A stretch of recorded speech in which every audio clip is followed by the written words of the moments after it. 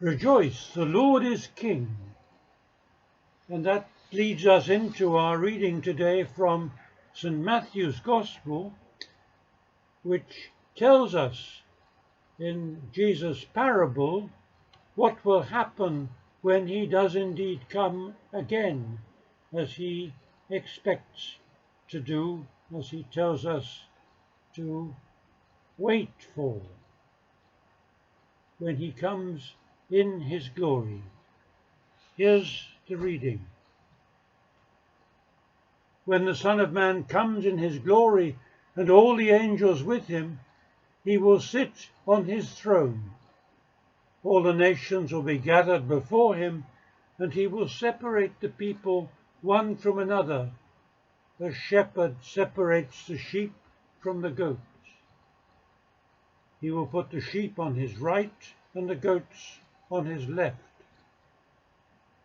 Then the king will say to those on his right, "Come, you who are blessed by my Father, take your inheritance, the kingdom prepared for you since the creation of the world.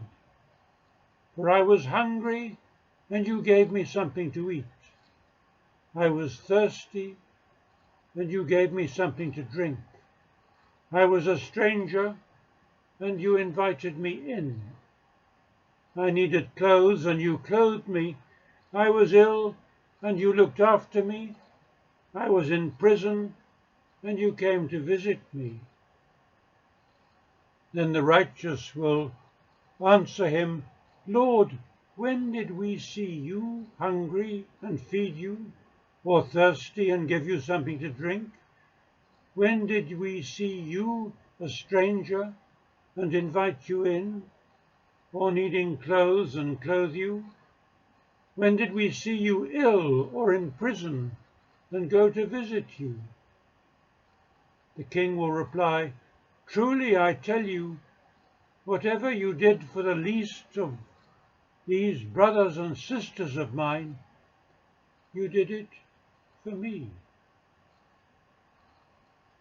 Then he will say to those on his left, "Depart from me, you who are cursed, into the eternal fire prepared for the devil and his angels. For I was hungry, and you gave me nothing to eat. I was thirsty, and you gave me nothing to drink. I was a stranger, and you did not invite me in. I needed clothes, and you did not clothe me. I was ill and in prison, and you did not look after me." They also will answer, "Lord, when did we see you hungry or thirsty or a stranger or needing clothes or ill or in prison and did not help you?" He will reply, "Truly I tell you, whatever you did not do for one of the least of these, you did not do for me." Then they will go away to eternal punishment, but the righteous to eternal life. That's Jesus' parable. The parable, as I said, of the sheep and the goats. And at one level it seems straightforward, but there are all sorts of things to surprise us in it, to make us think. One, perhaps the biggest, is that the Son of God, who has come in as King, is telling everybody, well, actually I was amongst you incognito long before. I was there amongst the poor and the needy and the suffering and the ill and those in prison and so on. And some of you were kind to these people, and so you were kind to me. And some of you were not, and so you didn't meet my needs. That's quite something, isn't it? That God is around amongst us now. We just need eyes to see. and it's likely that he's amongst the needy.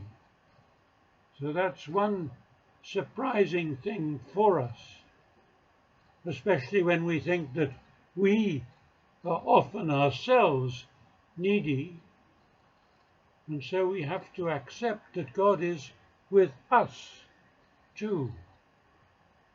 Can we see God in other people? Can we see God in ourselves? Can we love our neighbor as we love ourselves?